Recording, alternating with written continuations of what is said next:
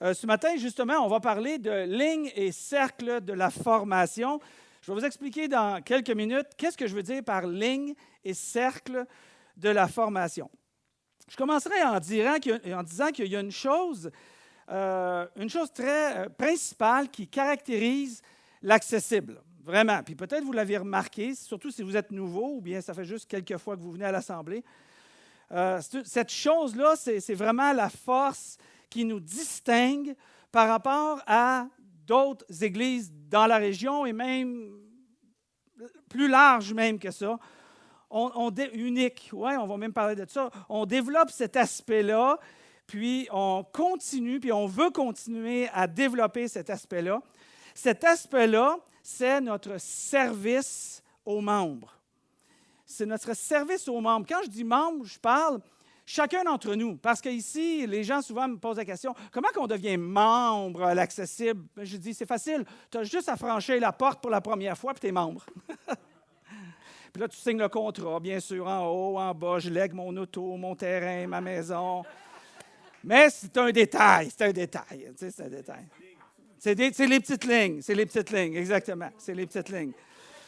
Donc, c'est vraiment notre service aux membres. Donc, souvent, on va dire ça sous le thème de l'accueil. On va dire qu'on a un accueil très particulier.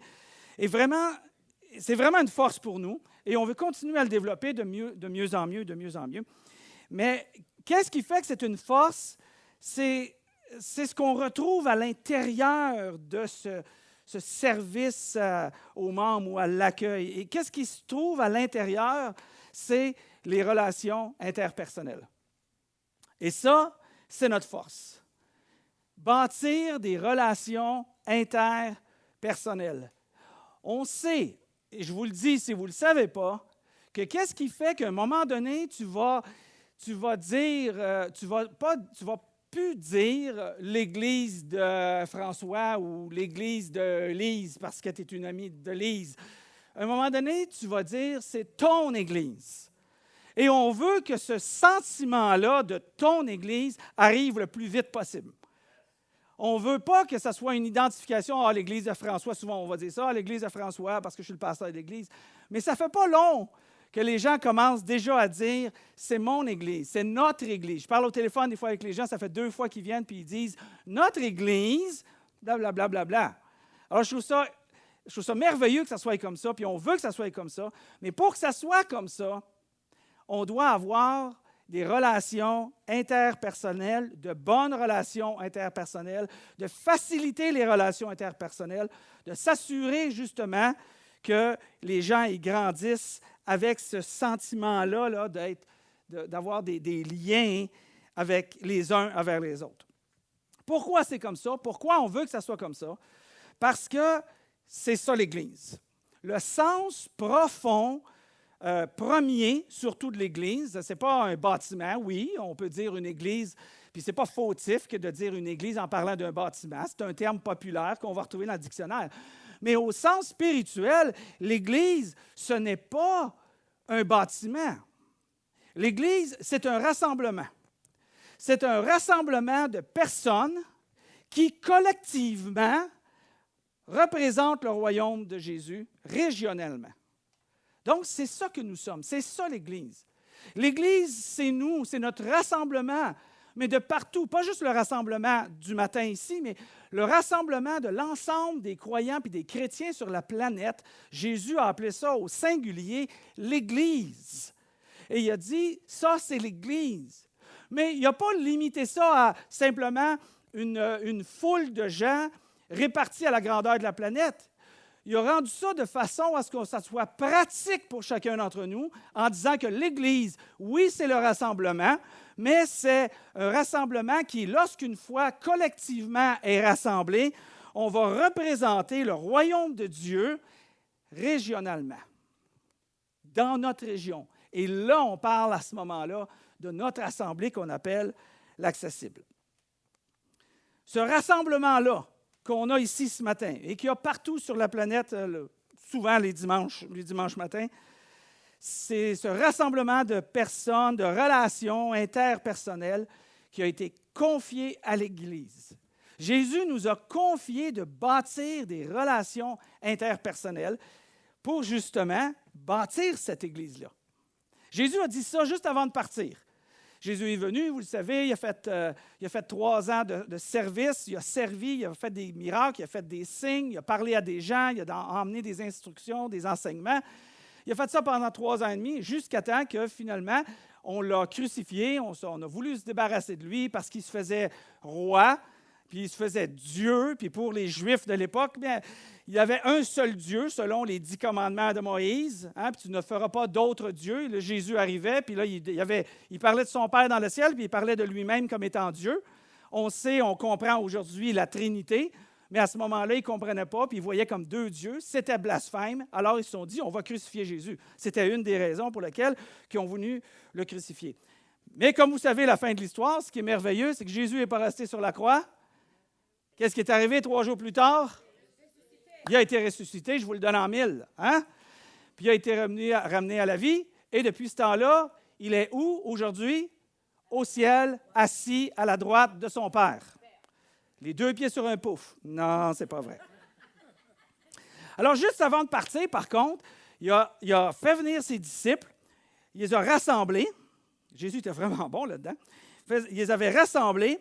Puis là, il leur avait donné une tâche à faire qui va se perpétuer de génération en génération. Donc, elle s'applique à nous aujourd'hui. Cette tâche, il a décrit ainsi dans le livre de Matthieu. Jésus dit, « Allez, parmi tout le monde entier, faites des disciples parmi tous les peuples, tous les groupes. Baptisez-les au nom du Père, du Fils et du Saint-Esprit, et enseignez-leur à observer tout ce que je vous ai prescrit. » Jésus donne la mission, donne la commission, souvent on fait référence en disant, on parle de la commission de l'Église, d'aller et de faire des disciples. C'est quoi faire des disciples? Faire des disciples, c'est faire des étudiants de Jésus. C'est ça un disciple. Un disciple, le mot disciple veut dire un étudiant. On peut aussi dire un instruit ou qui a reçu une instruction ou des enseignants, hein, des gens qui reçoivent des enseignements.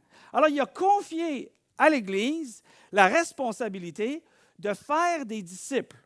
Mais la beauté, c'est qu'un disciple est formé, puis une fois qu'il est formé, il a la responsabilité de faire des disciples. La responsabilité ici n'est pas juste donnée à un pasteur d'Église. Si toute la responsabilité de former l'Église repose sur le pasteur de l'Église, le pasteur de l'Église devient le goulot d'étranglement. Ça, c'est en anglais, on dit le bottleneck, je ne sais pas comment on dit en français, le goulot d'étranglement. en chinois, je ne sais pas. En allemand non plus. On va rester avec ça. Donc, c'est le parti du bouchon. Hein? Ça ralentit le processus si tout repose, la formation des disciples, à une personne.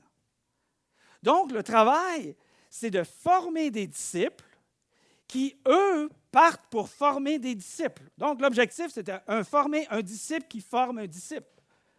Sinon, si je forme Stéphane, puis ça arrête à lui, bien, c'est fini. Ça ne va pas plus loin.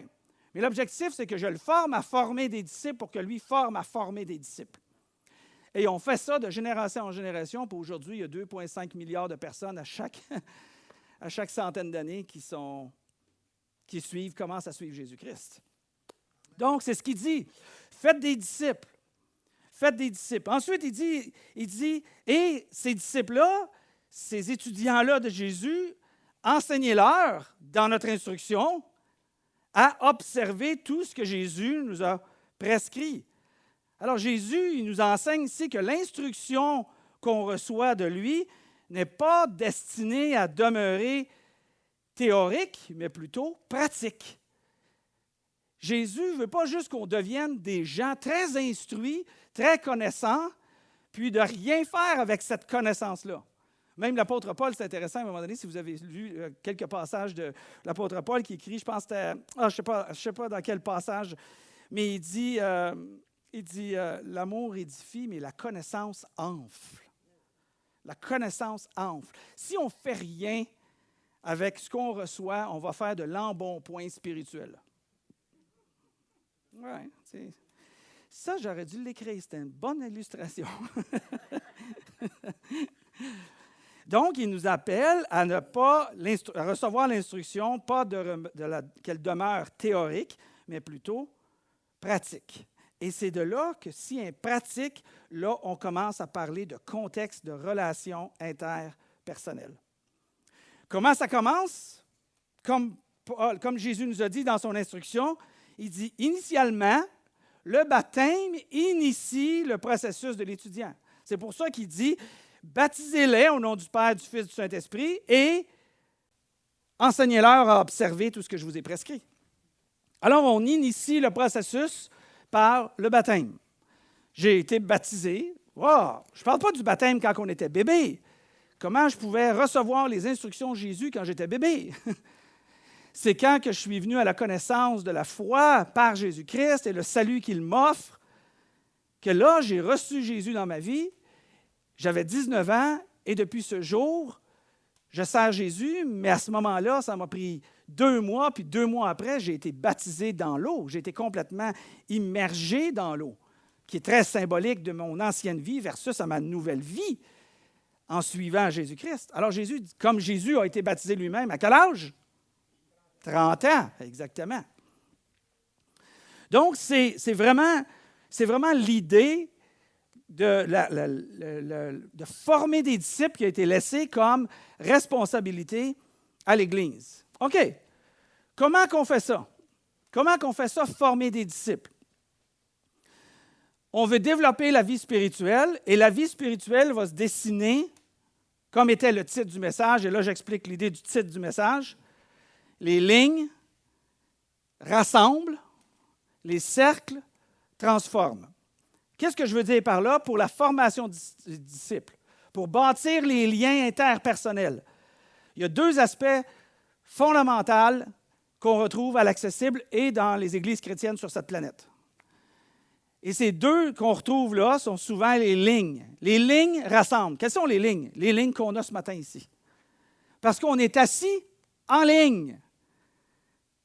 Mais ce n'est pas très, très propice aux conversations. Hein? Si tu commences à poser plein de questions, puis avoir des commentaires pendant que je suis sur la scène, puis qu'on enregistre, puis les gens ne comprennent rien de ce qui se passe, ce n'est pas très approprié. Mais c'est génial pour rassembler. C'est génial pour la porte d'avant. C'est génial pour découvrir qu'est-ce que c'est que l'Église chrétienne aujourd'hui, comment appliquer dans notre vie. C'est génial pour ça. Les lignes rassemblent, mais les cercles transforment. Les cercles, ce sont les groupes, les petits groupes qu'on a parlé, que Nancy nous a introduits tout à l'heure, qui étaient génial. Ce sont les petits groupes qui se rassemblent. Puis quand on se rassemble dans les petits groupes, n'est-ce pas qu'on se rassemble dans une maison très souvent, puis on va être un peu plutôt en ligne, en cercle plutôt qu'en ligne. Alors c'est là la distinction que je veux apporter ce matin, que les lignes rassemblent, mais les cercles transforment.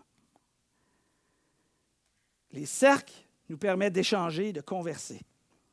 Les cercles vont avoir cette force-là de nous aider à mettre les choses en pratique, en perspective dans notre vie, mais de les appliquer dans notre quotidien. Le manque de pratique dans notre quotidien de la parole de Dieu, des vérités de Dieu, le manque de pratique va handicaper. Je vous le dis là, ça fait 35 ans que je suis pasteur d'église, 40 ans que je suis chrétien, va handicaper votre croissance spirituelle, de ne pas avoir de pratique dans votre vie. Ce qui se passe, pas toujours, mais très souvent, le manque de pratique, le manque de rassemblement de petits groupes, le manque de bâtir des liens interpersonnels va faire en sorte qu'il va se développer dans votre vie ou dans une église qui ne mettra pas en place ce mécanisme-là qu'on a pour chacun d'entre nous ici. Ça va développer ce que j'appelle le symptôme de la porte arrière. Le symptôme de la porte arrière, vous ne retrouverez pas ça dans la Bible. J'ai cherché, je ne l'ai pas trouvé. Vous ne retrouverez pas ça dans la Bible. Là. Mais le symptôme de la porte arrière, c'est celui qui entre par la porte d'en avant, généralement. On s'entend-tu? Si quelqu'un vient vous voir, il ne passera pas par la cour arrière, cogner à ta porte, quand que normalement, il devrait passer par la porte d'en avant. Hein? Mais c'est la même chose un petit peu dans l'Église. Les gens rentrent par la porte d'en avant. Ils viennent découvrir qu'est-ce que c'est. Ils viennent expérimenter être assis en ligne. Ils viennent voir cet accueil-là qu'on offre à ceux qui nous visitent, particulièrement pour la première fois, puis qui reviennent, puis qui reviennent, puis qui reviennent. Mais lorsqu'une personne ne manque à personne, hein? Vous savez c'est quoi ça, une personne qui manque à personne? C'est quelqu'un qui vient à l'assemblée et on n'a même pas remarqué qu'il était là. Quand que moi, il y a des gens, des fois, je suis occupé, très occupé, et je manque de voir à une personne, mais elle était nouvelle.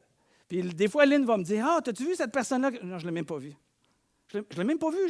Je n'ai pas eu le temps. Je n'ai pas eu le temps de voir cette personne-là. Mais s'il y a 150 personnes, 125, 150, c'est l'Église accessible, là, qui manquent de voir toujours les personnes, les personnes, ils ne reviendront pas. Ils n'aimeront pas ça. J'aime pas les grosses églises où il y a 2000, 3000 personnes. Ah, je trouve ça génial. C'est génial pour les communautés, c'est génial d'avoir le nom de Jésus qui est répandu puis qui est prêché à plein de gens. Parfait. Mais quand je vais dans une église comme ça, occasionnellement, parce qu'on est en visite, je rentre dans l'assemblée, je ressors, personne ne s'est rendu compte que j'étais là. Ce n'est pas le genre de relation que personnellement, moi, j'aime bâtir. J'aime bâtir des relations que le monde sait que je suis là. Puis le monde sait qu'on les a accueillis et qu'on est là pour eux autres. Si on ne s'occupe pas des gens qui viennent, on risque que eux, ces gens-là, rentrent par la porte d'en avant, mais sortent par la porte d'en arrière. Puis on ne s'en est pas rendu compte. Il faut fermer la porte arrière. Pourquoi? Parce qu'il y a un courant d'air. Il faut fermer la porte arrière. Comment on fait ça? Je ne suis pas en train de dire qu'on va faire une secte et qu'on va renfermer les gens et on ne les laissera pas partir. Ce n'est pas ça que je suis en train de dire. Il faut aider les gens à développer ces relations interpersonnelles le plus rapidement possible. Parce que c'est une question de vie et de survie spirituelle. Ça ne veut pas dire que parce que les gens qui s'éloignent de l'Église puis sortent par la porte arrière, qui se sont nécessairement éloignés de la foi, de Jésus ou de Dieu. Je suis conscient de ça. Mais par expérience, j'ai vu que éventuellement, si ça traîne, les gens non pas simplement se sont éloignés de l'Église, mais se sont éloignés de la foi. Et là, tu les retrouves 5, 10, 15, 20 ans plus tard, quand que là, il y a une situation dans leur vie que Dieu a mis dans leur vie, je crois, puis les gens ont le goût de revenir et de connecter de nouveau avec la foi. C'est là que les gens réalisent que hey, j'ai été déconnecté pendant 20 ans, 30 ans. Mais je n'étais pas de même quand j'étais plus jeune. J'allais avec mes parents ou j'étais là à l'Église. Mais il s'est passé quelque chose entre les deux.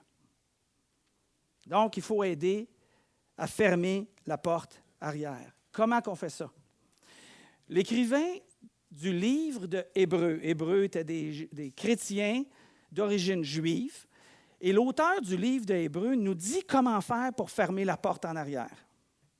Hein? Pour que les gens vivent une relation interpersonnelle, pour que vous qui êtes ici ce matin, vous commencez cette relation interpersonnelle-là. Avec Dieu, je le dis souvent, mais avec les uns et les autres aussi. C'est pas juste aimer Dieu de tout ton cœur, de toute ta force, toute ta pensée, mais c'est aussi aimer ton prochain comme toi-même. Jésus a dit, le plus grand des commandements, je vous le laisse, un nouveau commandement, je vous le laisse. Là. Êtes-vous prêts? Jésus a dit à ses disciples, les apôtres, oui, dis-nous là, vas-y, j'écris, je suis prête. Aimez les autres de la même manière que je vous ai aimé. C'est le seul commandement que je vous laisse. Wow! Puis les 10 commandements de Moïse, c'est le seul commandement que je vous laisse. Aimez les autres de la même manière que je vous ai aimé. Comment je vous ai aimé? Nathaniel, comment est-ce que je t'ai aimé? Pierre, comment est-ce que je t'ai aimé? Comment je t'ai reçu? Comment je t'ai accueilli? Faites la même chose. Faites la même chose les uns envers les autres. Alors, le livre des Hébreux résume ça d'une autre manière, dans notre époque aujourd'hui. Écoute bien ça. Et veillons les uns sur les autres, le livre des Hébreux dit, pour nous encourager mutuellement à l'amour et à la pratique du bien. Ne délaissons pas nos réunions, souvent c'est écrit « n'abandonnons point nos réunions », comme certains en ont pris l'habitude ou comme c'est la coutume de quelques-uns. Souvent, ce passage-là va être pris puis va être interprété en disant « Ah ah, ne délaissez point vos assemblées du dimanche matin. » Ça, c'est vraiment mettre l'emphase sous le sous-produit de ce que ça veut dire vraiment. Ce n'est pas ça qu'il est en train de dire, n'abandonnez point vos assemblées du dimanche matin. J'aimerais bien ça, c'est avantageux pour un pasteur d'église. Mais ce n'est pas ça qu'il est en train de dire. Il est en train de dire au verset 24 et au verset 25, qui est, comme vous êtes allé à l'école comme moi, entre les deux, il n'y a rien. Hein? Il n'y a pas d'autres chiffres, à moins que tu dis 24,5. Là. Veillons les uns sur les autres pour nous encourager mutuellement à l'amour et à la pratique du bien. Alors, il nous dit, dans l'amour, veillez les uns pour les autres, de façon à ce qu'on s'encourage à bien pratiquer, à s'aimer les uns les autres. On parle ici de relations interpersonnelles, on est d'accord avec ça? Alors, il dit, ne délaissons point nos réunions. Quelles réunions? On vient juste de le dire ici. L'encouragement mutuel et l'amour et la pratique du bien. Il est en train de dire ici, délaissez pas vos relations interpersonnelles. Délaissez pas vos relations interpersonnelles. Si vous les délaissez, c'est ouvrir la porte arrière pour des gens. Si vous les délaissez vos relations interpersonnelles, ça va devenir une habitude. Et ce qui se passe, c'est qu'on perd l'habitude d'aimer notre prochain dans la pratique. On perd l'habitude de se montrer bienveillant envers notre prochain, plein d'écoute pour notre prochain, plein de pardon pour notre prochain, plein de compréhension pour notre prochain. On perd l'habitude de faire ça. Et si on veut fermer la porte, toujours fermer, et garder la porte arrière fermée pour que les gens développent, chacun d'entre nous, continuellement, jour après jour, semaine après semaine, les relations interpersonnelles, si on fait ça, on va aider les gens à bâtir leur vie et donner l'opportunité de former des disciples, les uns envers les autres. Concrètement, comment que l'accessible, on ferme la porte arrière pour pas qu'il y ait de courant d'air? On en a parlé tantôt. On parle ici des groupes connexion. Qu'est-ce que des groupes connexion? Les groupes connexion, je vous dirais que c'est la dynamique différente entre écouter le dimanche et converser la semaine. C'est quand vous rencontrez des gens qui sont dans des groupes que vous réalisez qu'ils ont comme ils développent une compréhension de ce qui est prêché ou enseigné ou lu ou écouté en vidéo dans la fin de semaine. Parce qu'ils reprennent ça, puis ils l'appliquent dans leur propre vie. Et là, dans les groupes, ils se questionnent. « Oui, mais comment est-ce que je peux faire ça par rapport avec ma famille? Oui, mais moi, par rapport à mon argent, je fais une telle chose. Comment je pourrais gérer ça autrement? » Mais dans la maladie, on dirait que je perds complètement, je perds complètement ma foi. On dirait que je n'arrive pas à cibler. Et là, il y a ces échanges-là, puis ces conversations-là, qui fait que quand tu sors d'une rencontre comme ça, ben, tu as mis des pieds puis des mains à ta théologie, puis à ta compréhension de ce que tu entends semaine après semaine. Dans les groupes connexion, comment qu'on fait dans les groupes connexion ici? Les groupes connexion, pour nous, c'est des groupes qui se rassemblent, une dizaine de personnes ou à peu près, dans les assemblées, dans les rencontres. Puis, il y a 3 objectifs que les gens essaient de maintenir dans les groupes connexion. Regardez ces 3 objectifs-là. Les 3 objectifs qu'on essaie de garder dans les groupes, qui vont bâtir les relations interpersonnelles, c'est intégrer, bien sûr, un des objectifs, intégrer les enseignements de Jésus. Ce qu'on a parlé aujourd'hui, ou ce que vous avez lu cette semaine. Peu importe le curriculum ou le sujet que vous choisissez dans votre groupe. Mais l'important, on veut intégrer les enseignements de Jésus dans notre vie. Le deuxième objectif, on veut veiller aux soins des uns des autres. Je vais revenir sur ces détails-là. Et le troisième, on veut passer du bon temps. On veut que ça soit le fun. Moi, si ce n'est pas le fun, je vais avoir un problème. Moi, il faut que ça soit le fun. Alors, il y a différents types de groupes connexion. Différents types. Des groupes pour les nouveaux, ceux qui viennent de découvrir la foi ou redécouvrir la foi. Des gens qui ont été détachés longtemps, blessés pendant longtemps, qui ont fait beaucoup d'églises, puis à un moment donné, ils ne savent plus qu'est-ce qui devrait être, pas être, qu'est-ce que Jésus a enseigné. Alors, on a des groupes. On a un groupe qui s'appelle « Mes premiers pas ». Donc, ce groupe-là est un groupe qui permet à ceux qui débutent de dire dans la foi, comment suivre Jésus. C'est quoi le baptême? On en a parlé un petit peu tantôt. Comment ça s'applique? Pourquoi? Qui était Dieu? Qui était Jésus? C'est quoi la foi? Est-ce qu'on peut perdre la foi? Le Saint-Esprit, c'est quoi ça, le Saint-Esprit? Le ciel, l'enfer. Oh, on parle de ça. On veut découvrir. Donc, il y a des groupes. Il y a des groupes plus spécifiques pour des genres. Des genres. On appelle ça des groupes de femmes ou des groupes d'hommes. Mais là, on a un groupe de femmes. Le groupe de femmes qui se rencontrent, puis qui vont discuter des sujets qui est pertinent pour ce groupe de femmes-là et pour les défis que ces femmes-là rencontrent. Alors, il y a un groupe de ça. On a des groupes, ceux qui ne veulent pas se déplacer, ne peuvent pas se déplacer. On a des groupes en ligne. Tu vas sur l'Internet, puis on s'assied devant l'ordinateur, sur Messenger, puis on parle, puis on échange, puis on passe 1 heure ensemble. Il y a des groupes qui sont qui prennent le message du dimanche, puis qui en discutent de nouveau pour en faire justement une application concrète dans leur quotidien. Et d'autres types de groupes qui sont offerts. Pour le moment, à l'Accessible, on a 6 groupes qui sont offerts. Comment ça fonctionne un groupe typique? Comment ça se passe? Je vous ai mis une photo ici. Ça se trouve être chez Mme Lamarche. Ah, c'est chez nous. Ah, OK, c'est chez nous. C'est chez nous. Donc, notre groupe à nous, on se rassemble dans le salon. Puis, dans notre cas, bien là, vu que Lynn elle chante, on a le bénéfice d'avoir Lynn qui va nous chanter 1 ou 2 chants. Ça met la table.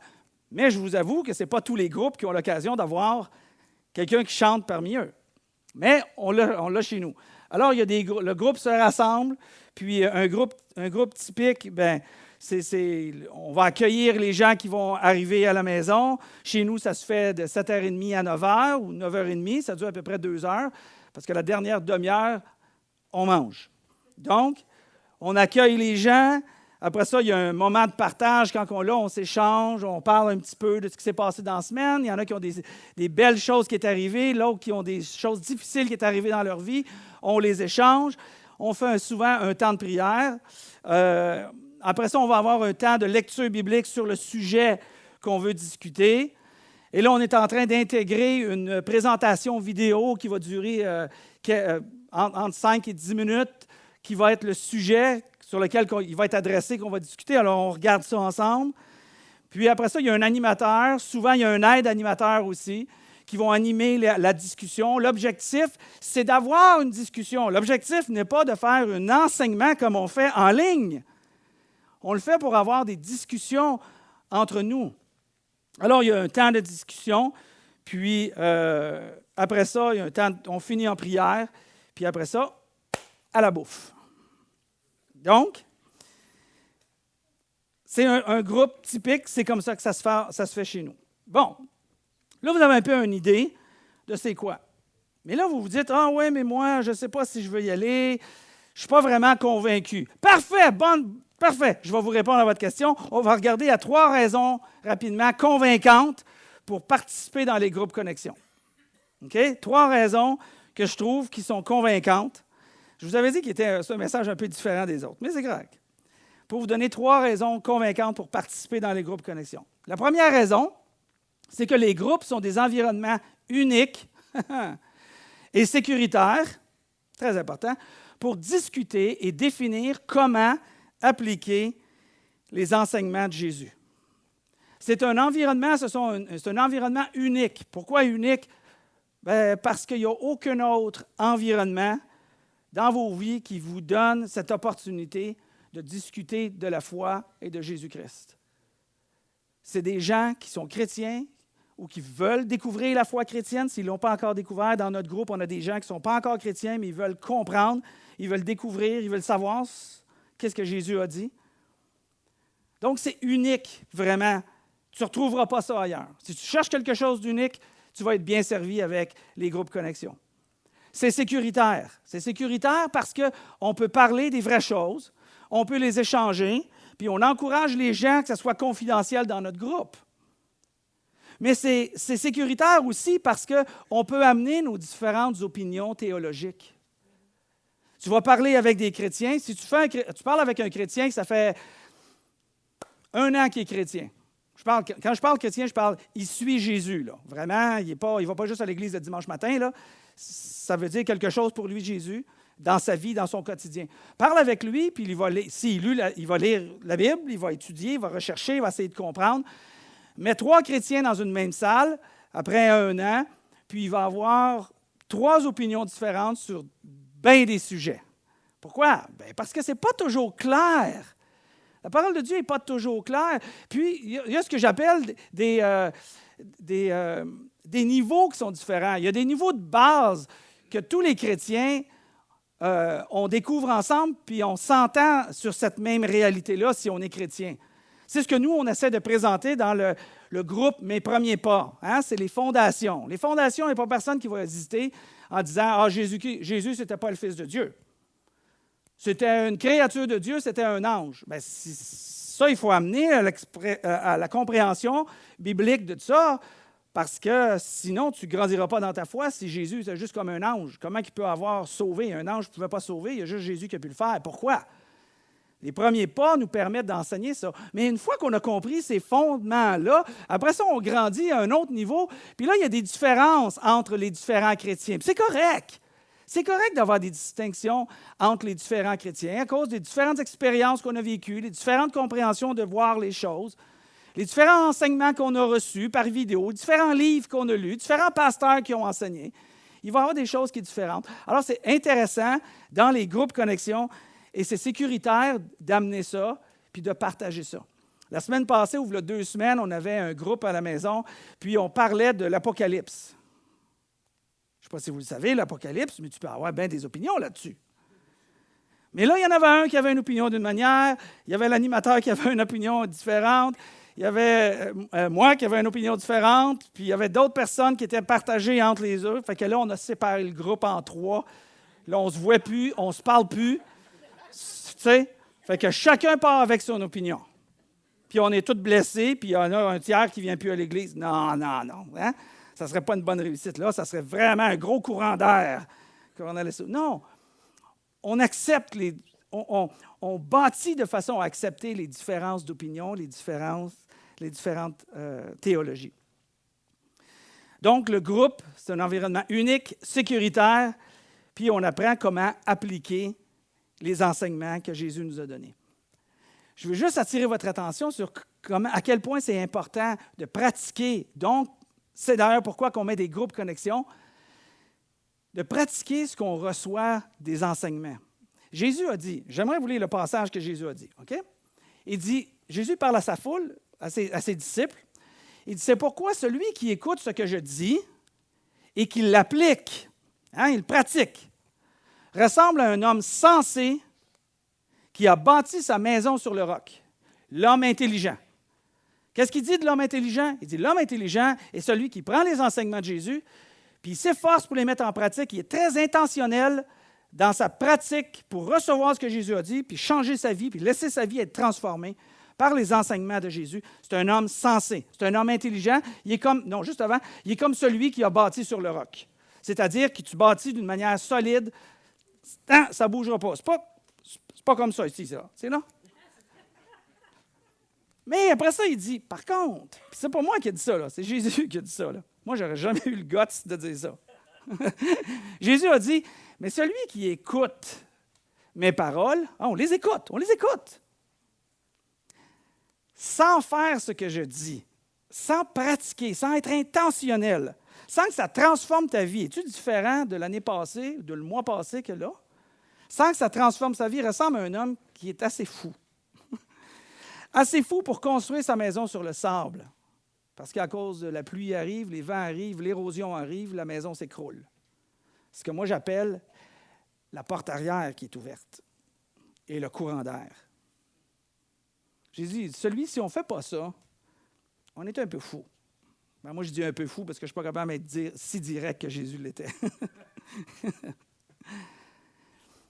Deuxième raison rapidement, pour vous convaincre. Les groupes fournissent un espace relationnel propice à l'encouragement, au sentiment d'appartenance et au soutien mutuel. Quand tu regardes ça, l'encouragement, le sentiment d'appartenance, le soutien mutuel, sais-tu c'est où que tu retrouves ça très souvent? Ou que tu devrais le retrouver? Dans le contexte familial. Hein? Dans un contexte familial, on devrait ressentir cet encouragement-là de la part des membres de la famille, le sentiment d'appartenance, bien sûr, à la famille, et le soutien des différents moments ou saisons de ta vie. Ça serait, on retrouve ça, ou on devrait retrouver ça, ou c'est un bel objectif à avoir dans un environnement familial, mais ce n'est pas toujours comme ça que ça se passe. Hein? Si on regarde à nos familles, ce n'est pas toujours la direction que ça a pris au niveau de l'encouragement, le sentiment d'appartenance et le soutien familial. Alors, puisque ce n'est pas nécessairement présent dans toutes les familles, on va essayer de bâtir des familles dans une famille. On va essayer de donner des opportunités justement pour bâtir ce sentiment-là d'encouragement, cet encouragement-là que tu as besoin, que j'ai besoin dans la vie, ce sentiment-là d'appartenance, d'appartenir à une famille, de compter pour quelqu'un, de compter pour un groupe, puis d'avoir un soutien quand on en a besoin. L'encouragement qu'on va retrouver, souvent le terme qu'on va retrouver biblique, c'est le mot exhortation. Le mot exhortation veut dire encouragement, mais veut dire encouragement mélangé avec un souci de corriger ce qui est dans la mauvaise direction. J'aime avoir des gens, c'est pas facile, mais j'aime avoir des gens qui vont me dire avec douceur, gentillesse, amour, patience, juste être sûr là, que ça soit clair. Là. Envoyez pas un courriel haineux, ça passe pas, c'est pas bon, ça fait du mal. Mais qui veut m'aider parce que je suis en train de prendre une petite c'est pas nécessairement, là, je ne sais pas, je me préoccupe un peu trop de la technique puis passer des gens. Oh, ça c'est important ça, c'est important pour moi. On va essayer de redresser ça. Quelqu'un qui va me dire ça, il le fait dans l'intention de m'exhorter, de m'encourager à faire ce qui est bien, puis à me détourner de ce qui est en train de se dévier un peu. Bien, dans un groupe, c'est ce qu'on essaye de faire aussi. On veille les uns pour les autres. On va veiller, on va conseiller, on va dire « Hey, j'ai vu ça dans ta vie, c'est bon. Hey, ça, c'était vraiment bon. Tu n'as pas peur qu'il t'arrive telle affaire? » Ah ben non, je n'ai pas pensé à ça. En tout cas, moi, j'ai vu ça de même. Puis, dans le fond, on est en train de passer un encouragement, mais qui va aider les gens à se redresser, à renforcer les genoux pour rester debout, si vous voulez. On apporte ça dans un groupe. Le sentiment d'appartenance qu'on veut apporter dans un groupe. Justement, j'en ai parlé plus souvent. Le fait que tu manques à quelqu'un. Hein, tu n'es pas là. Moi, il y a des gens qui me disent « Ah, je ne peux pas être là. » Ah, tout de suite, je t'inquiète. Tout va bien? Tout va bien? J'écris, tout va bien? La santé, ça va bien? Spirituellement, ça va bien? Ton petit cœur, ça va bien? J'ai grandi avec mes enfants en leur disant ça. Je leur demandais « Ça va bien? » Ils me disaient « Ah, oh, ça va bien, ça va bien. » Puis je leur demande « Puis ton petit cœur? Comment il va, ton petit cœur? » Parce que je veux savoir ce qui se passe vraiment. Tu sais? Sentiment d'appartenance. Tu es important pour moi. Tu comptes pour moi. Chacun d'entre vous est comme ça. Quand vous n'êtes pas ici, je pars, puis je dis à Aline, « Ah, telle personne n'était pas là, j'espère que ça va bien, j'espère qu'elle n'est pas malade, j'espère qu'elle n'est pas malade, j'espère qu'elle va avoir sa liberté de travailler, mais en même temps avoir sa liberté de dimanche de libre, etc., etc. » On se soucie de chaque personne. C'est drôle, hein? Même si on a une base de données de gens qui fréquentent l'Église régulièrement, bénévoles ou donateurs, on dirait que je me souviens jusqu'à 150 personnes peut-être et même plus quand il y en a un qui n'est pas là. C'est comme, j'espère qu'elle va bien, j'espère qu'il va bien. Et un soutien mutuel, un soutien les uns les autres. Savez-vous quand est-ce qu'on a besoin de soutien? Quand ça va mal. Quand il y a une tempête dans ta vie. Quand il y a quelqu'un qui est décédé et que tu ne t'attendais pas. Quand il y a quelque chose qui a brisé, que tu avais mis beaucoup d'espoir là-dessus. Quand il y a des amitiés ne marchent plus. Quand tu perds ton emploi. Quand tu n'arrives pas financièrement. Quand tu te fais rejeter, quand on s'est moqué de toi. Quand tu n'arrives pas à comprendre la Bible, puis tu te trouves niaiseux puis ridicule, puis là, tu te juges, tu es plus sévère que les autres. Tu sais, là, c'est à ce moment-là que tu as besoin de quelqu'un. Puis je te garantis que tu as besoin de quelqu'un. Mais si tu n'as pas bâti, de façon à développer ces relations interpersonnelles-là, au travers de cet outil-là qu'on offre à l'Église, des groupes connexion, la tempête viendra. Mais tu n'auras pas personne pour te soulever et te soutenir. Puis j'en ai vu beaucoup de monde. Ils tombent pas mal plus creux quand ils n'ont personne à se soutenir que quand ils ont une ou deux personnes qui sont autour d'eux et qui les soutiennent. Et le troisième aspect, et je termine avec ça, dites pas Amen. Passez du bon temps. Passez du bon temps. J'aime-tu venir à l'Assemblée? J'adore venir à l'Assemblée. Pourquoi? Parce que je passe du bon temps. J'aime-tu ça prêcher? J'adore prêcher parce que je passe du bon temps. J'aime-tu ça étudier, passer 2h15 à 17 heures par semaine pour préparer un message? Non! C'est vraiment l'affaire la plus difficile de composer à tous les semaines quelque chose de nouveau, d'intéressant, de rafraîchissant. C'est super difficile. Mais je sais que je vais être sur la scène, puis que ça va édifier, ça va encourager. Il y a des gens que ça va faire du sens dans leur vie. Je passe du bon temps.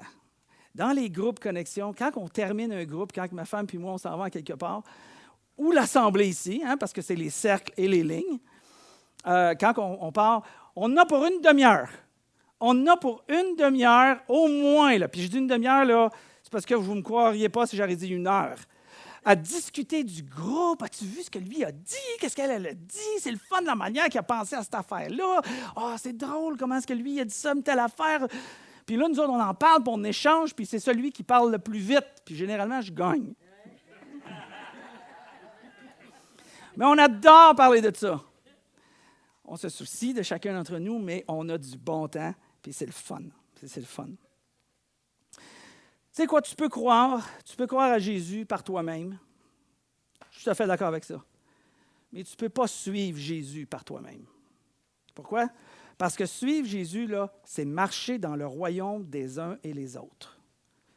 C'est faire partie dans la vie des uns et des autres. Tu peux juste croire sans faire partie des uns et des autres. Tu peux avoir, je dis ça souvent, tu peux avoir juste une relation avec Dieu, une relation tout simplement verticale.